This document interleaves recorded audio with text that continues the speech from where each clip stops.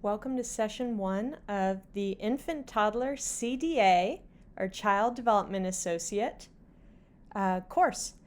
This is offered through Pre-K for SA, and I will be your instructor this semester. My name is Lillian McFarland, and my background is in early childhood. My family had a child development center when I was growing up. I also worked on research at UT Austin with 4-year-old programs, and then when I graduated with my doctorate of early childhood curriculum and instruction, I went to Michigan State University and worked as an assistant director or site director of the Child Development Lab School, which had children 0 through 5 years of age. And I was frequently teaching and helping in the infant through 2-year-old classes, at sometimes being the lead teacher in the room. And we also taught university students how to be infant and toddler teachers. So I'm delighted to be working with you this semester. We have a lot of ground to cover. This first class, we're going to be going over health and safety. Those are the first 2 chapters in your textbook. So let's get right into it. The health chapter focuses on how to promote and support wellness, understanding how to respond to child illness, helping children develop good health practices, learning how to partner with families, and how to identify and report abuse and neglect. For promoting wellness, being proactive is the key. That means planning for ahead of time instead of responding to sickness. So if there's a way to prevent sickness, that is much better than running around trying to support a bunch of children who have been sick due to your program. So for example, let's say you have a water table in your classroom and you don't keep it clean. So being proactive would be having the children wash their hands before and after using the water table and frequently changing the water in the water table and cleaning the basin. That would be proactive. Reactive is not having children wash their hands and not frequently changing the water. And let's say you have a huge outbreak of pink eye because of that. So much easier to be proactive and keep things clean than to respond to a bunch of children who have been made ill. All right. In your program, you are promoting wellness. There are 3 basic strategies. The first is monitoring your environment, indoor and outdoor, to support health and wellness, to be sanitary and germ-free. I am sure right now in this time of COVID that you are responsible for sanitizing quite a few surfaces, especially tabletops. Also being aware in infant classrooms that everything on the floor is also a touch point during the day. And the children are more likely to be very oral and put things in their mouths. So you need to be on top of a dirty toy bin, and when something is done being used by an infant or young toddler, it's out of their mouth, then it's time to put it in a bin for sanitization. All right, for sanitizing, I'm sure everybody's already familiar with this process, but just in case you aren't, it's a 4-step system. We used to call it a 3-step system before because we just didn't consider allowing things to dry as a whole step, but that's okay. So step 1, you usually have a spray bottle filled with soapy water, so you spray that out on your surface and you agitate it around with a paper towel or a rag. Then you wipe that up and you spray with clear water and wipe that up. 3, you spray on a disinfecting solution and it needs to sit on the surface at least 2 minutes. You can't just spray it down and wipe it up immediately and expect it to sanitize. It does need time to work. The fourth step is allow the surface to air dry. Now, let's say you are sanitizing a changing table and you are changing multiple children back to back. You spray on your disinfecting solution, wash your hands, wash the baby's hands, set the baby down, put everything away. Then after your 2 minutes have elapsed, you can go back and wipe up the excess fluid, the excess disinfecting solution, and go on to work with the next child. The second strategy for promoting wellness is to perform daily health checks. So this was encouraged in licensing even before COVID. Daily health checks can be taking temperature. They can be looking over the child, their exposed skin to see if there are any red marks. Are the child's eyes bright and clear? Is the child walking normally or are they sluggish? Just casting your eye over the child and making a determination if they are as usual or if there's something wrong. And third is maintaining complete and thorough health records.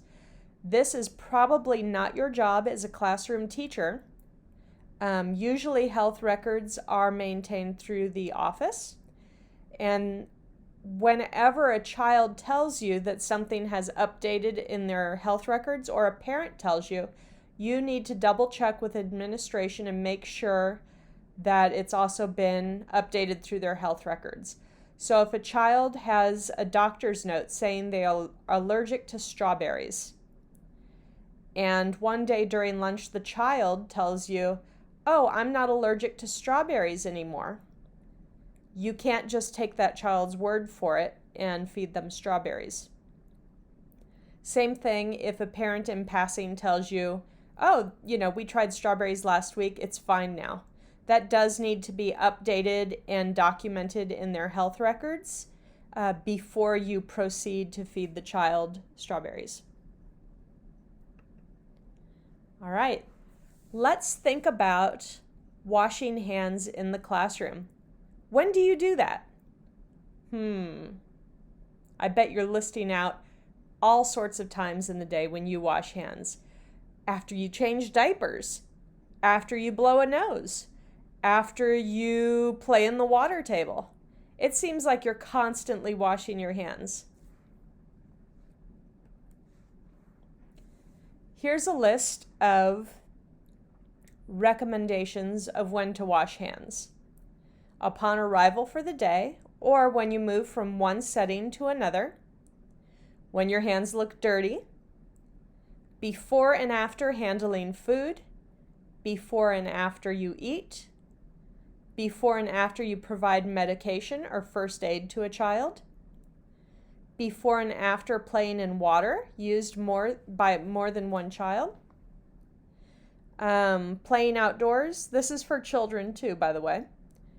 After helping the child use the toilet or after using the toilet, wiping noses and mouths, handling any bodily fluids, assisting a sick child after sneezing or coughing, blowing your nose, handling any pets in the classroom or anything having to do with pets in the classroom, after playing in the sandbox, after cleaning and sanitizing, and after changing the garbage.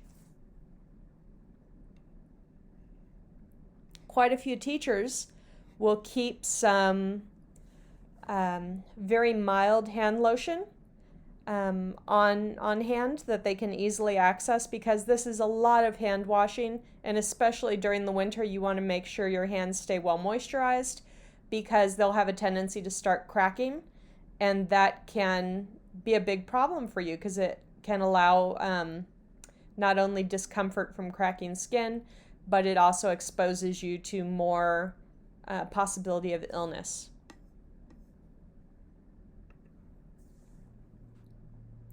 Supporting wellness and health routines with children. So think about what you do for toileting. What kind of facilities do you have? So you'll see in this picture a small child with one of those teeny tiny toddler toilets. You have to come up with a routine you use for children to use the facilities. Just because you think the toilet is inherently dirty because of what goes in it, a toddler might not have that same viewpoint, and it could look like just another place for water play. So you need to be aware, especially if the toilet is attached to your classroom and easy to access, that the child might be tempted to go play with their hands or anything else climbing into the toilet. So that is also a drowning hazard, so be aware. You also need to teach children the proper way to cough and sneeze. Right now, the elbow is the preferred place to sneeze rather than sneezing into your hand. It's great to have a bunch of tissues on hand and show the children how to use a tissue. It is not an inborn skill knowing that you need to close your mouth when you blow your nose. So you will have to teach that skill to children. Toothbrushing. We need a procedure for that if you're doing that in the classroom. It is recommended for teeny tinies, for the young toddlers and 2-year-olds, that you don't use more than a grain of rice size amount of toothpaste. So if you'll look on the back of that children's toothpaste container, you will see that it says keep out of reach of children, and you'll also see that it says that pea-size amount is for an older age group. So be very aware and put just a small smear, a little like grain of rice size, on the toothbrush for a child to practice brushing their teeth. Odds are they're going to be inclined to lick the toothpaste off regardless, so the less that they can ingest, the better. It's also recommended that infants that are taking bottles also have their gums wiped after a bottle. You can use a soft cloth for this, or you can use gauze. And last but not least, working on a napping schedule. And what does it look like? How do we get children in the napping frame of mind? We usually do it after lunch, after toothbrushing. There's usually a diaper change transition going on to nap time. So figuring out how to wind children down into a calm frame of mind and a calm body so that they can rest.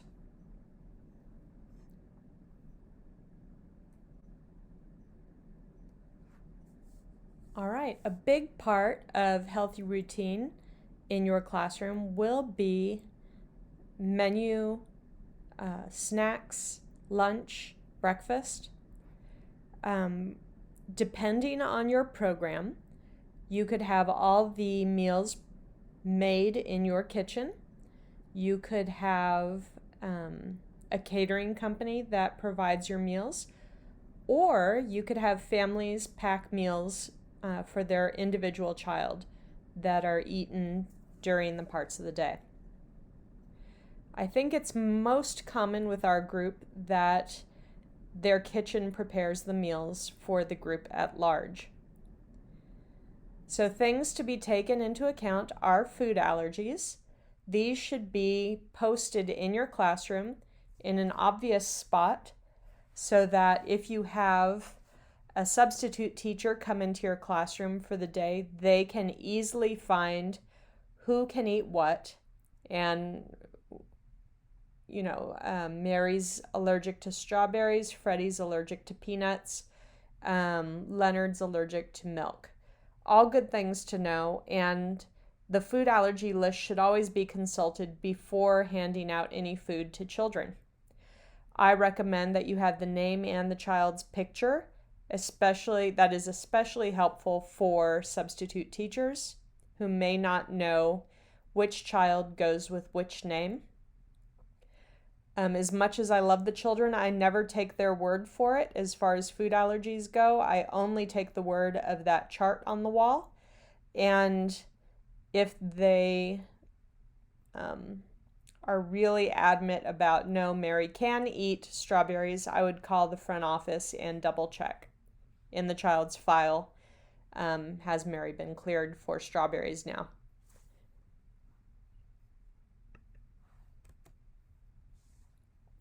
Most settings aspire to family-style dining. Family-style dining is when you have large bowls or large containers of food, say sliced apples, that's passed around from child to child, and they take a measuring scoop that is the proper serving size for their age group, and take a serving, put it on their own plate before passing the bowl to the next child. This was more common before COVID than it is right now. If you have never done family style dining, I would recommend looking into it. You may not want to do it during COVID, but going forward in the future, it's a really nice way to build other skills, community building skills. It helps with talking points during the meal, talking about what we're eating and how we're going to pass it from one person to the next. It helps with math skills, talking about the measuring scoop and how much each child gets. Sometimes you have to count, I get 5 pieces of potato for my serving size. So really helpful overall.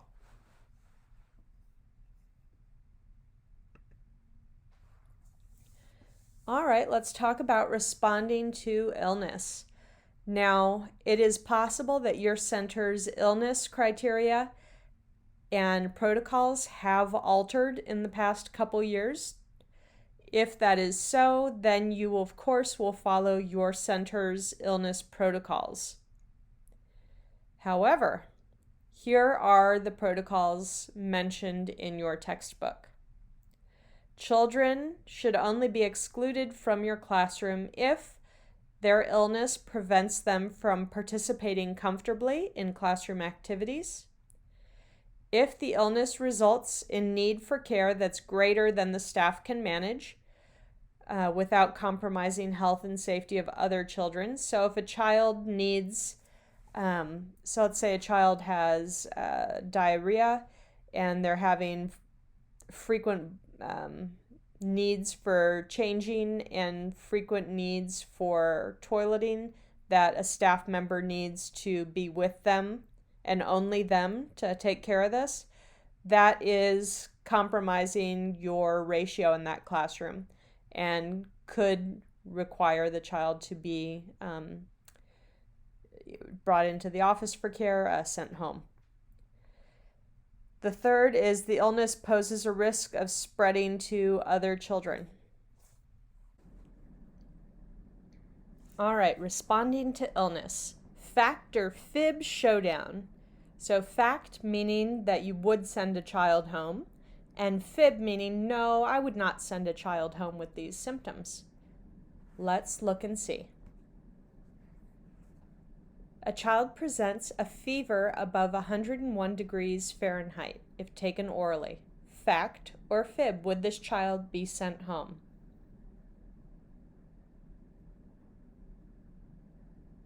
That is a fact. Fever's above 101, the child should be sent home. Eye discharge. This depends on your center. So think about your center. Fact or fib? That's a hard one, isn't it? We don't know what is discharging from the eye.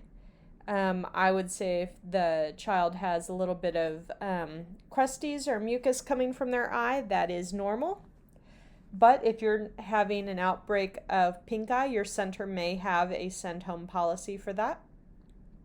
Or if there's anything else going on with the eye, you might recommend the family take their child to see a doctor. All right, the next one, a rash without fever or behavior changes. This is another one where it depends on severity.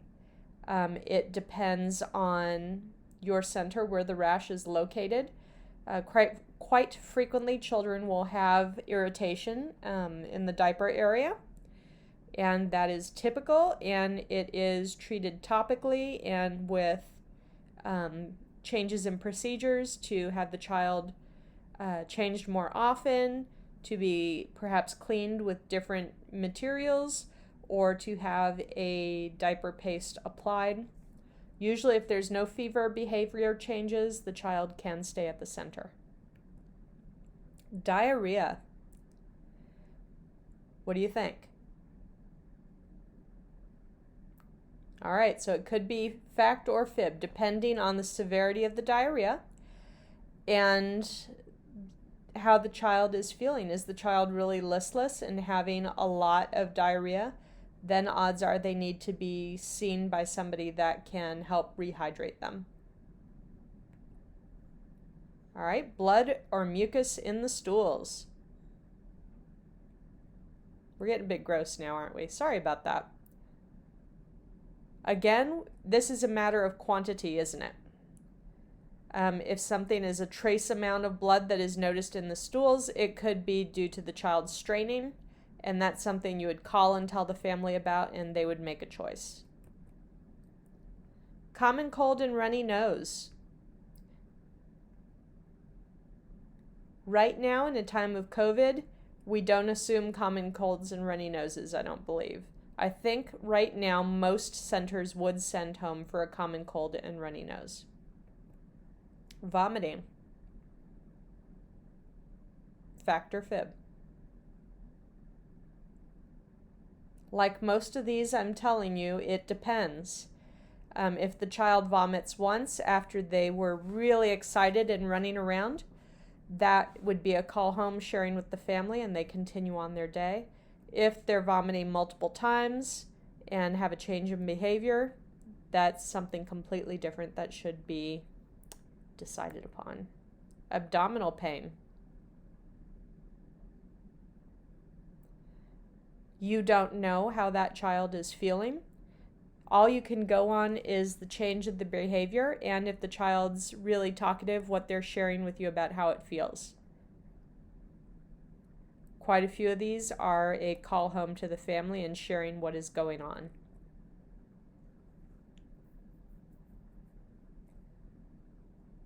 All right, contagious conditions. Impetigo, strep throat, head lice, chickenpox. Some centers, head lice is okay as long as it's been treated. However, impetigo, strep throat, chickenpox, there are specific symptoms. You have to wait until sores are crusted over. You have to wait for antibiotics to kick in and doctor's notes before the children can be reintroduced to the classroom. Okay, here's our rash one again. This one is with a fever and behavior change, and yes, that is a send home. Hopefully a send to doctor. And the last is mouth sores with drooling. So our young children are still very oral. Everything goes in their mouth, hands, toys, edges of seats and edges of tables. Therefore, it would be really easy for those mouth sores to be transmissible, and you don't want that. All right, responding to illness. When a child is ill, I'm sure your center has a procedure for this, but the most obvious is to have compassion for the child. Find a quiet, out-of-the-way place for them to rest where you can still see them. Quite a few times this is in the office, where the director, assistant director, or administrative assistant will keep an eye on them. Offer them water. If you feel they are contagious, they need to have limited contact with other staff.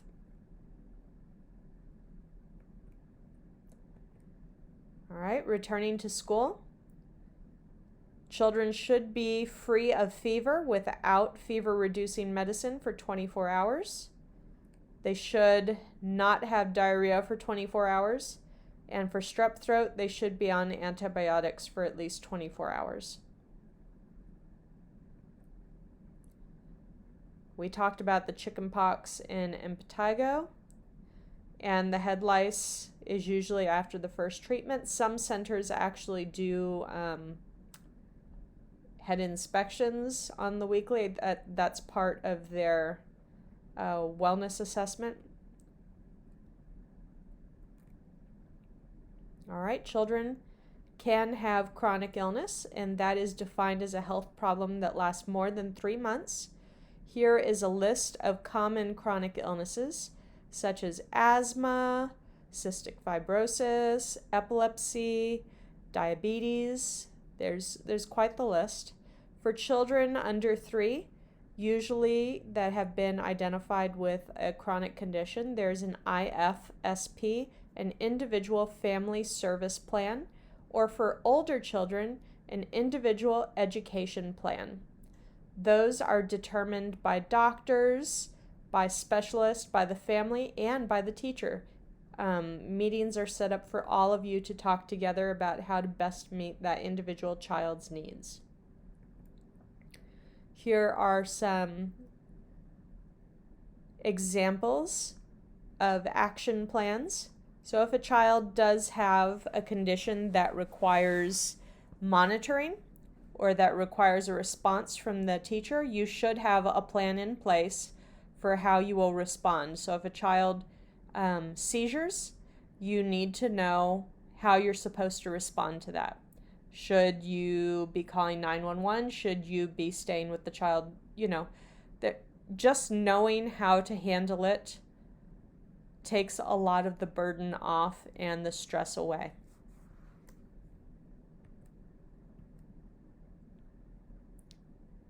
All right, we're going to skip that for now.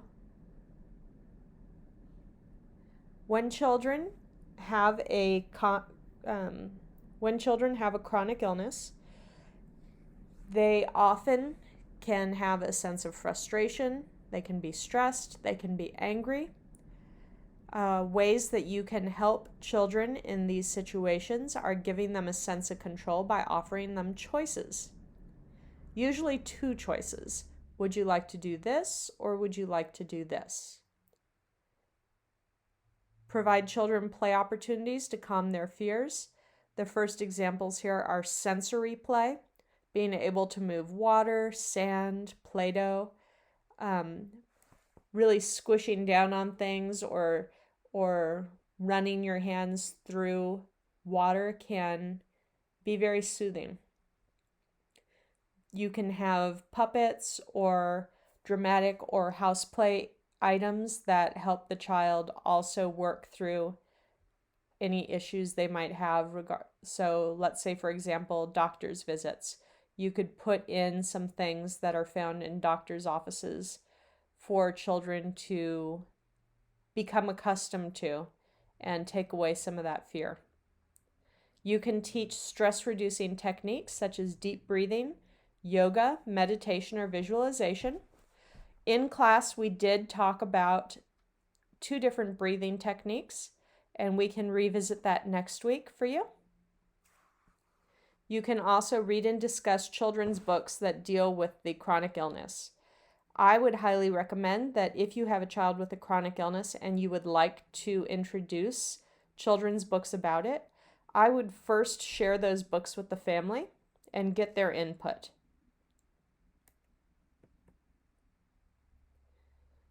Many teachers are required to administer medication.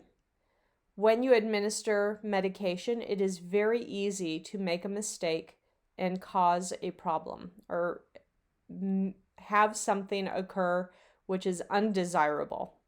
You want to make sure the correct child gets the medication, that the medication is the same as the one that has been prescribed for that child, that it is in a actual pharmacy bottle and not something, a bottle that it was poured into by the family. You want to make sure that the medication's not expired, that you are very specific with your dosing, with your time of giving the medication, and that you fill out all the paperwork that's necessary.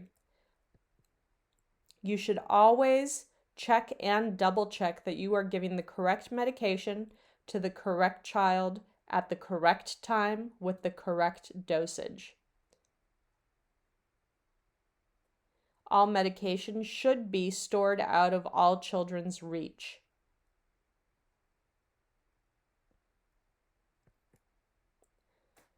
All right, partnering with families. Families are their children's primary caregiver, and it is very useful for you to share your center's policies with families and keep them updated as your policies change. This is especially important now during COVID, that centers are tightening down on their health policies, and families should know what those policies are and what steps will be taken if their child is ill.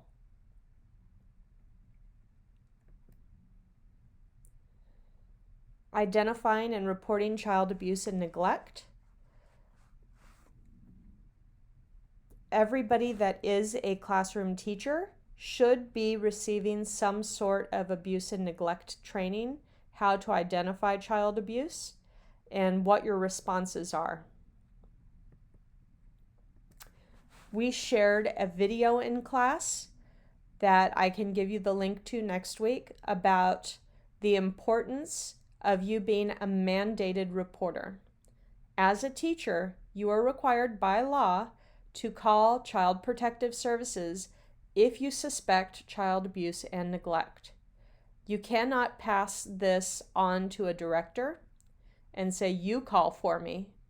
You, of course, would tell your director, but you yourself would also be calling Child Protective Services. Or you and the director could call together.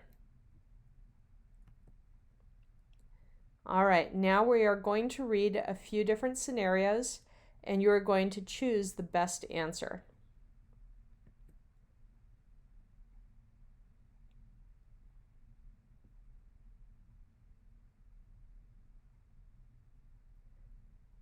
All right, so we have a child that has been hit on their face and ear with a brush, hairbrush. What type of abuse best describes this? Our first choice is physical, neglectful, sexual, and medical neglect. What do you think? If you chose A, physical abuse, you are correct. All right, our next one is a child that has a small burn on their thumb. They said it was while they were trying to cook macaroni and cheese for supper. Their mother went to the park to visit their friend, and the child was left home with their younger brother.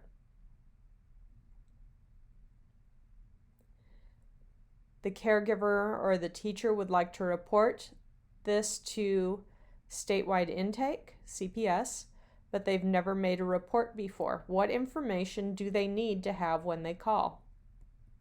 A, just the child's name and school. CPS will figure out everything else after that. B, the name of the park the child's mother visits, so CPS caseworker can go look for her.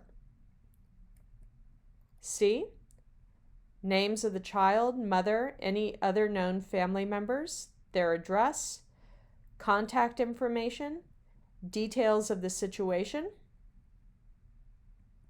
Or D, because of privacy issues, you're not sharing any identifying information about the child. Which do you think? If you chose C, that you're giving all the information about the family, their names, their home address, and details of the situation, you are correct. All right, the next one is about a child that now has an uncle living with them. The uncle is touching the child's genital area. He is poking her in the genital area, and he told her not to tell her mother. The teacher says, I reported this to my principal because that's our school's policy. What else do I need to do?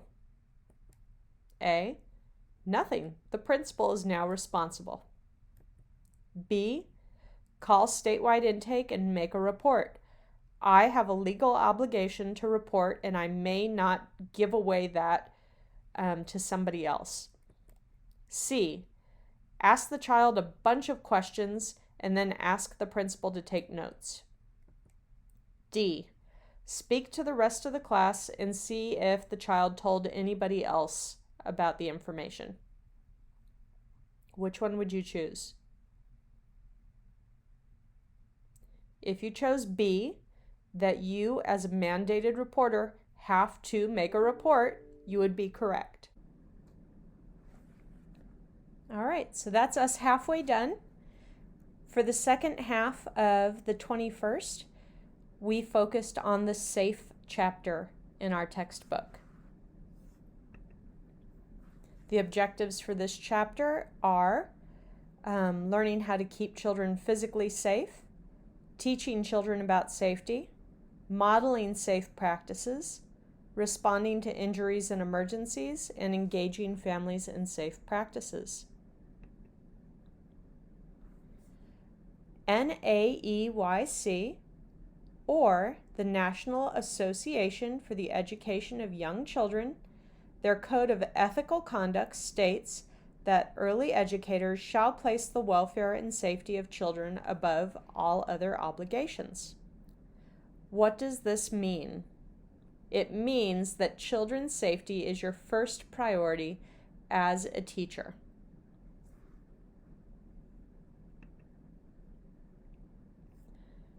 We will be pulling from a variety of resources. At your center, you already have heard of the minimum standards.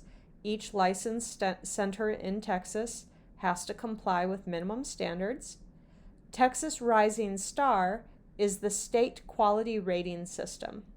So this is a voluntary program that centers will participate in so that they can be considered a high-quality early childhood center for the state of Texas. And they have standards that also need to be followed that are more stringent than the minimum standards provided by state licensing. All right. For your ratios, each program that is in charge of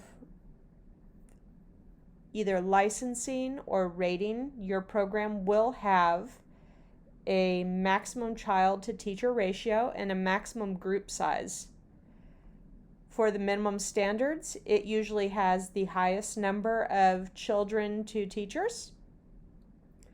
Then as you go up to state quality rating systems and national accreditations, the ratio of children to teacher reduces. Quality early childhood begins with a safe environment. Familiarize yourself with the requirements that your center must keep up with. So definitely state licensing. And if your center participates in Texas Rising Star, you should also have access to those rules. And if your center participates in NAC or NAEYC, you should also have access to those rules. There is a way to look up the rules and to do a targeted search using Control F. Next class, we will show you again how to do that. All right, here we have a pyramid of needs for children or for all adults. You'll notice at the bottom of the pyramid, these are the things the child needs most. These are the things that are required and have to be met. These needs must be met at the bottom of the pyramid before you can build up and access the needs higher up on the pyramid. So physiological needs, their physical needs are food, water, warmth, rest, and then safety needs come after that. So most important are your physical needs for nourishment, for water, for rest, and to be at a stable temperature. After that comes security, physical and mental security. Then we have psychological needs. These are more internal. So after we have external needs, then we move on to internal. So relationships, relationships with primary caregivers, relationships with peers, friends. And then esteem needs come right after that. Feeling like you are worthy and important and contributing. And at the very top is self-actualization. So feeling that you are achieving towards your potential and that you're included, you are being creative and using your mind to synthesize information.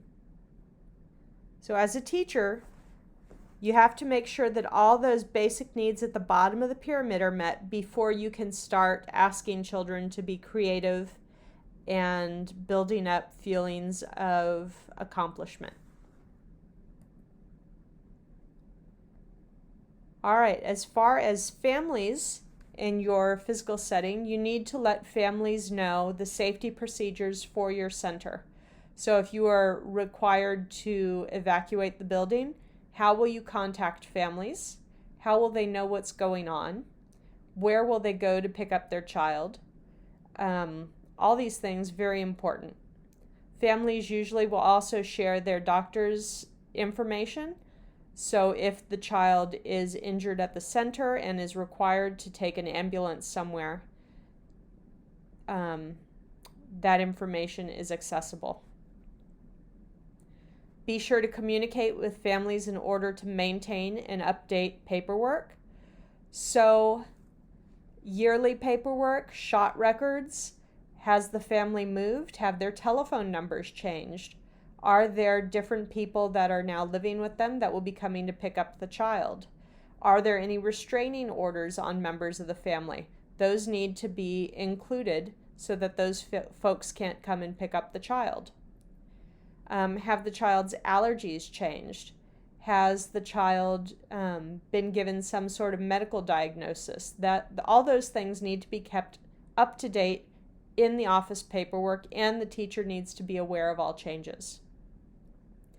Paperwork should be kept secure, so not anybody can just go rifling through it and see private information, but it also needs to be convenient and accessible to administrators so that everybody is kept in the loop and everything is up to date. For engaging families in safe practice, sharing with them the ways that you work to keep their child safe, letting families know what things you include in your classroom for physical and emotional safety and to expand upon their creativity and self-actualization. Letting families know the procedures for injuries and accidents. Provide copies of emergency procedures and encourage families to read them. The only time you might not share emergency procedures are for shooter drills, active shooter drills. You can let families know that you perform active shooter drills, but you do not want the families to know specifically for your classroom where will you be hiding. Why is that? Well, it's possible that that family could have the person that is the active shooter, and you don't want them to know where children will be hiding in the center. Keep families informed of any changes in your program safety. If you encounter a new safety challenge, involve families in problem solving. The same safety measures children are learning at your program will keep them safe as they go home. So if you're learning how to respond to fire, how to respond to a carbon monoxide detector going off, all these things are easily transferable. If families speak a home language different than the home language spoken at the center, make sure that you have a translator, either a family friend or a community member that can work with that family so that they understand what is going on at the center. All right, so there are handouts for SIDS, sudden infant death syndrome, that we did discuss in class. I will be giving you that handout when you come next week. There's also a handout for lead poisoning. If you are having a center that is built before 1978, you are in a center that has a risk of having used lead paint at some point. Centers built before 78 should have a lead risk assessment done before they begin. As a teacher, you need to make sure children aren't chewing on painted surfaces or painted toys in your classroom.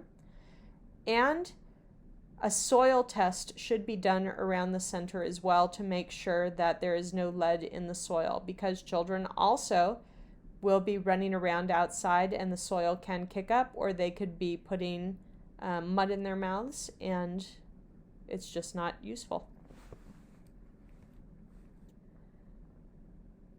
Lead poisoning can cause a reduced IQ, decreased ability to pay attention, and underperformance at school.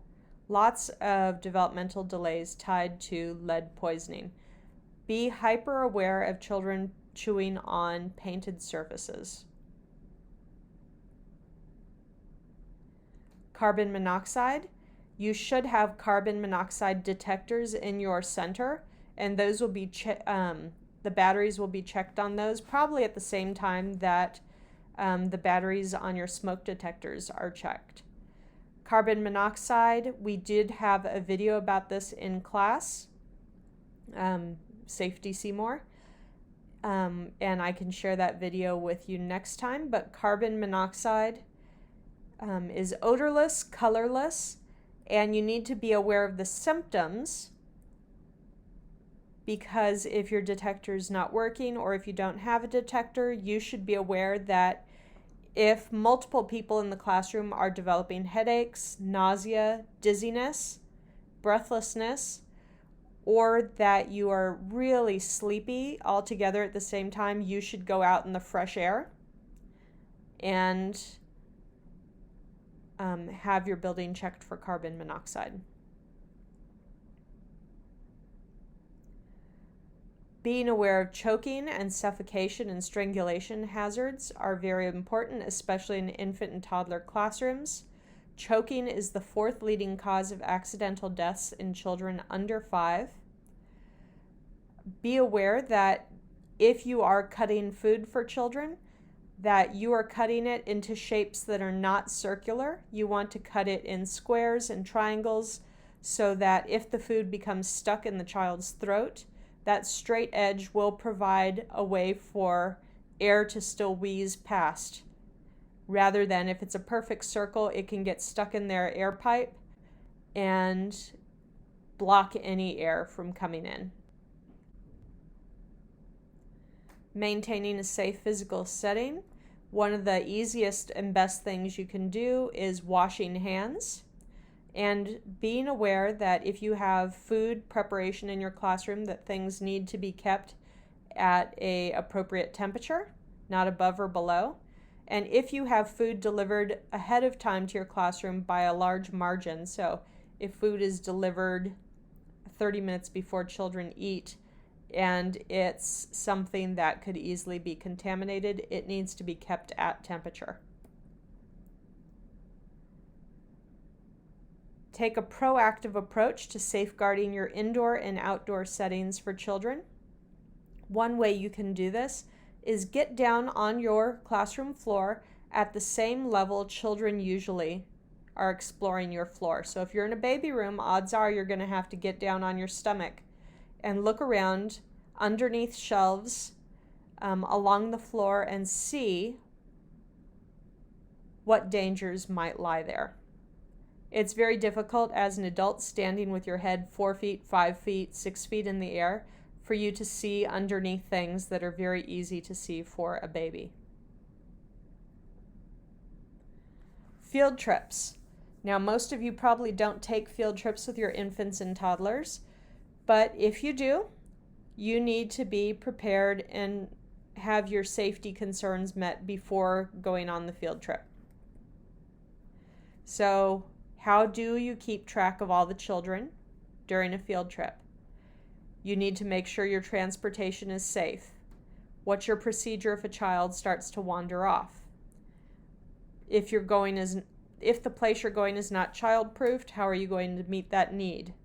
If you're going to a place with the animals, what is your response if an animal bites a child?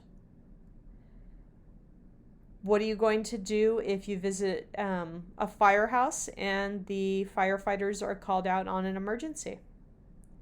What are you going to do if a child gets burned touching something hot, if you go to a bakery or a place that cooks things? So having these ideas sorted out ahead of time is very helpful. You should teach children about safety.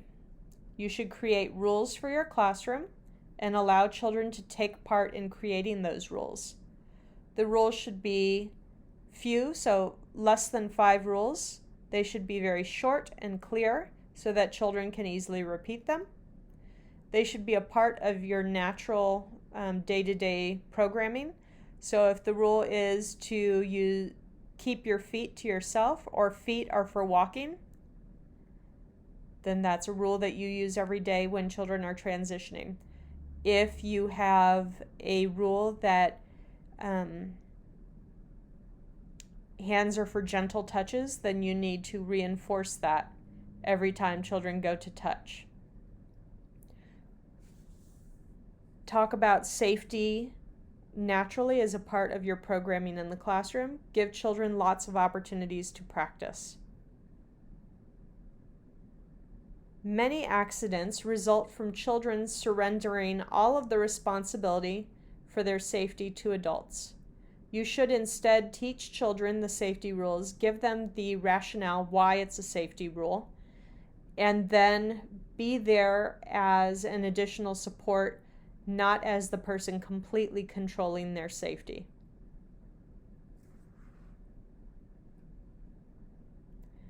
If your children ride a school bus, you need to share with them how to get on and off the school bus.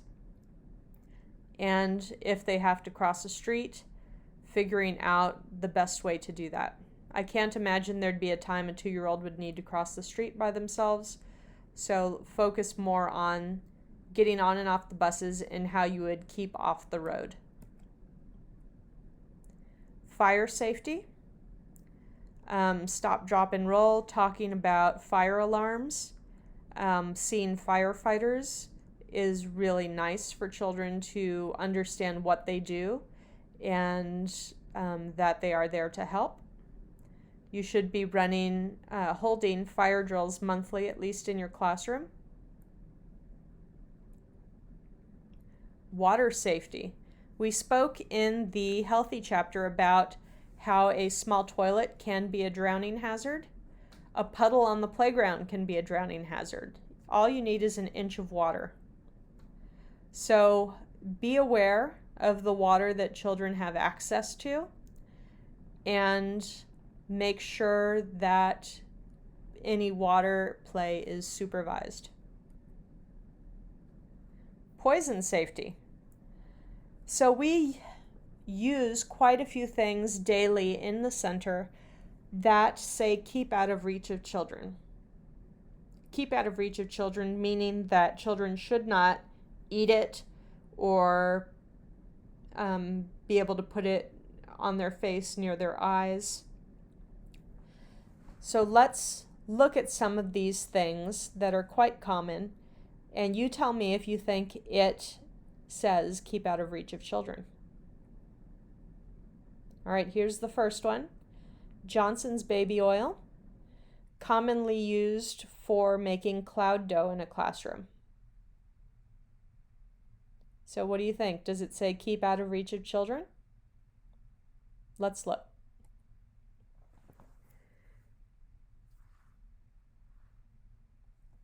All right, here it is. I'm going to point with the pointer. It says keep out of children's reach to avoid drinking and accidental inhalation, which can cause serious injuries. So there you go. Let's look at another. Shaving foam. This is something that's commonly used in classrooms, usually with a color to it, some food coloring or tempera coloring. It's usually sprayed directly on a table. It smells great and it cleans tables really well. Is it something that says keep out of reach of children? Here we go, right in the middle of the back of the bottle, it says keep out of reach of children. This is a soap. Soap is not for eating. All right, let's look at the next thing. Have some Play School premium quality washable jumbo crayons. What do you think? Well, you might notice down here in the lower left-hand corner it says non-toxic. So that tells you that it is okay for children. And on the back, it conforms to ASTM standards as well.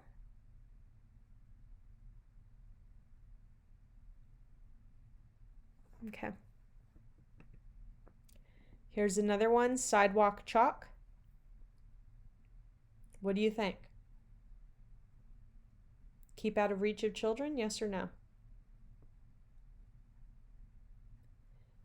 All right.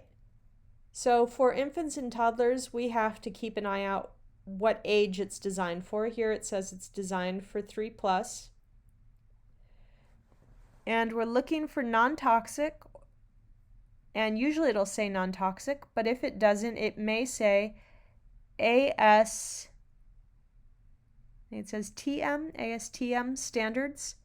That means non-toxic. And we will have an example here in a moment where they're both together. All right, how about this one? This was in the healthy section of HEB, the natural section of HEB. It says it is orange blossom scent, natural hand dishwash liquid. It's cruelty-free, vegan, non-GMO, and plant-based. What do you think? Keep out of reach of children, yes or no? Let's look. All right, caution, keep out of reach of children and pets. All right, it says if it's ingested, if you drink it, drink plenty of water or milk and contact your physician if needed. For eye contact, flush with water and contact your physician. All right, let's look at the next one. This is a bit of a trick question. What do you think? The key word here is cashew. So for some children, nut allergies are a very real risk.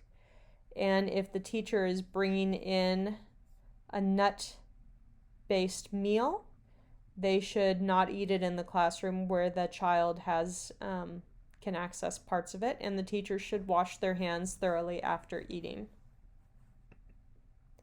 All right, here's another one. Elmer's washable no-run school glue. What do you think?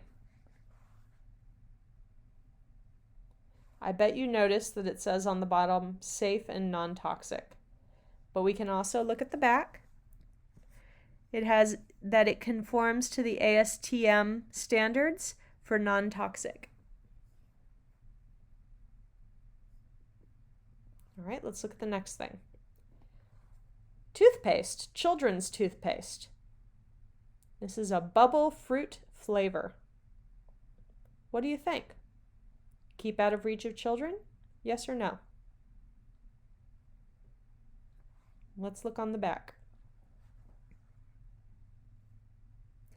Here we go. Warnings. Keep out of reach of children under 6 years of age. If more than is used for brushing is accidentally swallowed, get medical help or contact poison control right away. And you'll see the directions here. It is for adults and children 2 years and older. And then here, for children under 2 years, it says to ask a dentist or physician if you should be using it. At one point in my life, I had contacted a dentist, and they had recommended using a tiny smear the size of a grain of rice or smaller for our young toddlers.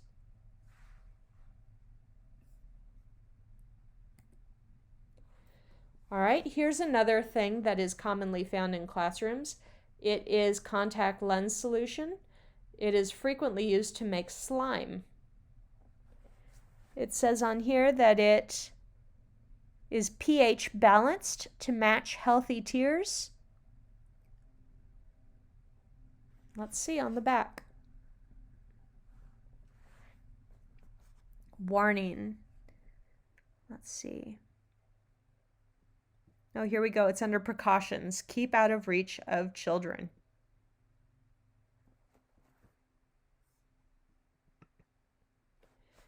Here's the next one. Sunscreen. This is called Pure and Free Baby Sunscreen. It says it's fragrance-free, accepted by the National Eczema Association. What do you think?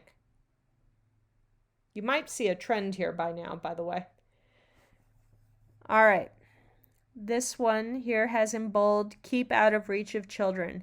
If swallowed, get medical help or contact Poison Control Center right away. And last but not least, you bringing in beverages from outside the school. So this could be an issue. Let's give an example that you had a morning latte and you are walking around the classroom, helping out children during their choice time, and you set down your cup. A child with, let's say, lactose intolerance could come along and sample your cup, and you have a problem. All right. As the adult, you are modeling and showing children how to be safe. They need to see you respecting safety rules and doing everything you can to keep everyone around you safe.